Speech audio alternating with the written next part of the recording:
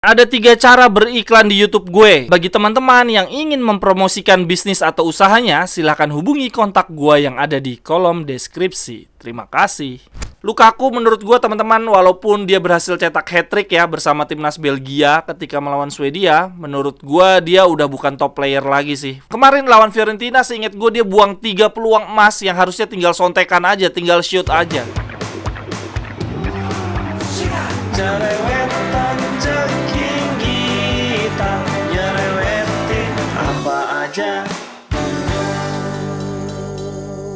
Teman-teman, yang sedang kalian saksikan saat ini adalah Cerewetin Intar. Apa kabar teman-teman semua?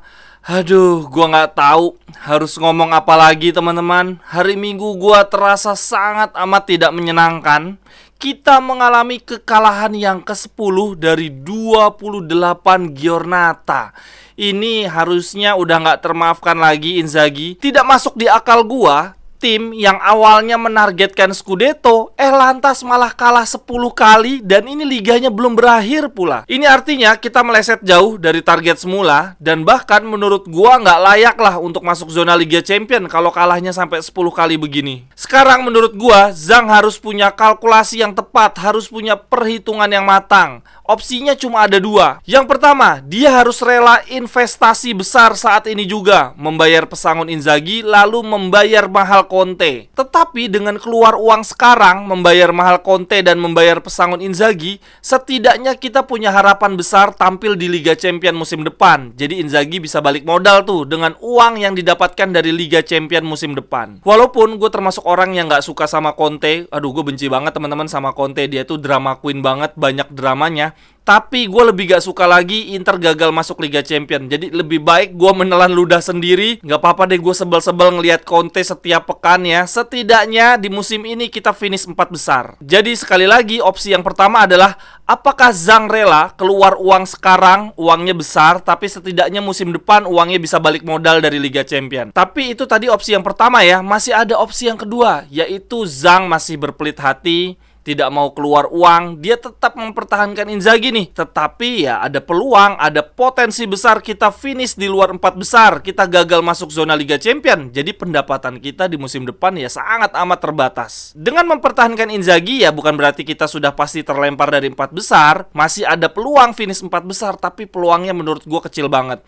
Ini tren kita di bawah asuhan Inzaghi sudah sangat amat menurun. Jadi logikanya kalau Zhang berpikir bahwa dia pingin mendapatkan uang banyak, mendapatkan pundi-pundi besar di musim depan, ya dia pasti berpikir bahwa kita wajib finish 4 besar. Dan menurut gue dia harus memutuskan sekarang juga nih sebelum terlambat, nggak bisa ditunggu-tunggu minggu depan, apalagi bulan depan. Wah, kalau sampai nunggu akhir musim itu lebih parah lagi. Dan kekalahan lawan Fiorentina kemarin menunjukkan bahwa kelemahan Inzaghi itu bukan dalam soal taktik, tetapi dalam hal karakter dan mental. Kita lagi terpuruk banget nih dalam hal mental. Dan itu sangat amat berbahaya karena sekarang kita ada di fase akhir musim ini. Di pertandingan lawan Fiorentina, lagi-lagi seperti biasanya kita membuat peluang ribuan kali tapi tidak ada yang berujung gol. Dan di beberapa pertandingan terakhir seperti di pertandingan lawan Fiorentina, lagi-lagi kita kebingungan di final third ya. Kita nguasain bola dengan bagus, membangun serangan dengan baik. Begitu sampai kotak penalti, pemain-pemain kita kayak amatiran, kebingungan, kayak nggak tahu bagaimana cara mencetak gol. Ini parah banget. Banyak yang bilang ini bukan salahnya Inzaghi, ini salahnya para pemain ya. Salahnya Lukaku buang peluang, salahnya Mkhitaryan buang peluang, salahnya Lautaro Martinez penaltinya gagal. Iya, itu gue setuju. Kemarin-kemarin pun gue bilang bahwa ini bukan salah Inzaghi, ini salah pemain yang finishingnya nggak bagus. Tapi teman-teman, catatannya adalah waktu itu gue bilang ketika kejadiannya baru 2-3 kali. Nah sekarang ini kejadiannya udah berkali-kali, udah ribuan kali. Kalau sampai berkali-kali pertandingan pemain kita nggak bagus dalam finishing, maka yang perlu dipersalahkan adalah ya pelatihnya. Ini berarti pelatih Inter, Inzaghi, tidak punya solusi untuk mengasah finishing, tidak mampu mengangkat moral pemain, mengangkat kepercayaan diri pemain bahwa mereka mampu mencetak gol. Kemarin di pertandingan lawan Fiorentina terlihat ada tangkapan layar ya, pemain-pemain kita mukanya frustasi banget. Aduh, kasihan banget kalau kayak gini. Sekali lagi, di konten ini gue cuma mau bilang bahwa Inzaghi karirnya di Inter harusnya udah tamat.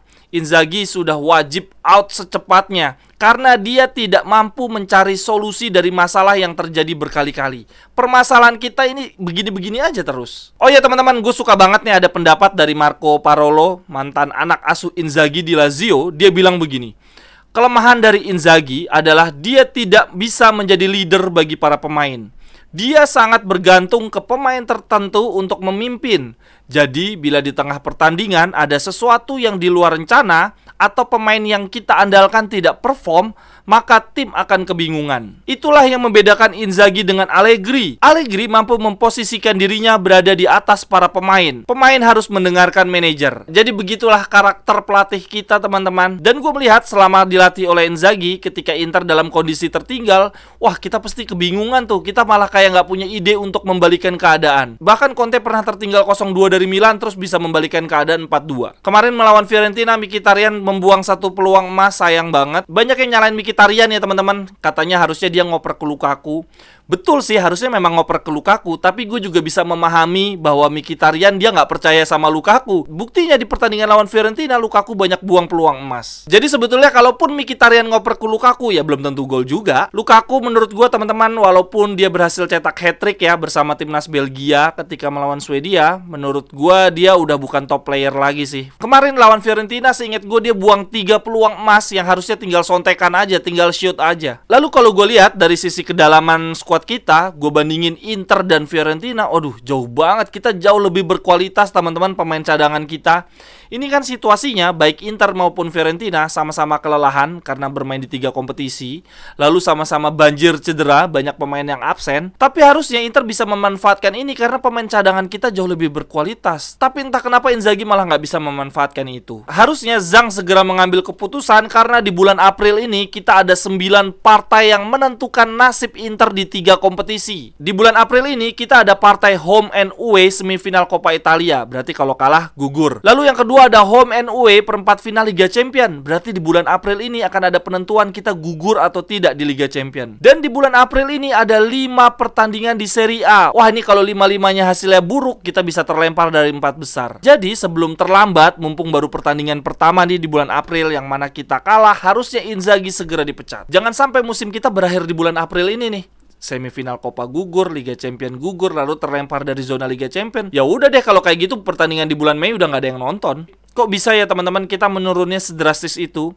Kita dari tim yang sangat kuat, sangat menghibur, ditakuti oleh lawan-lawan, tapi tiba-tiba sekarang kita menjadi tim yang kalah 10 kali dan kalahnya aneh-aneh banget. Sekian dulu untuk cerewetin Inter hari ini, teman-teman. Silahkan tuliskan di kolom komentar, apakah kita lebih baik pertahankan Inzaghi sampai dengan akhir musim ini, atau pecat Inzaghi sekarang juga, atau tunggu di bulan April dulu deh, kita lihat nih gimana prestasi kita di Liga Champion dan Coppa Italia. Sampai ketemu di cerewetan-cerewetan berikutnya. Bye-bye, thank you.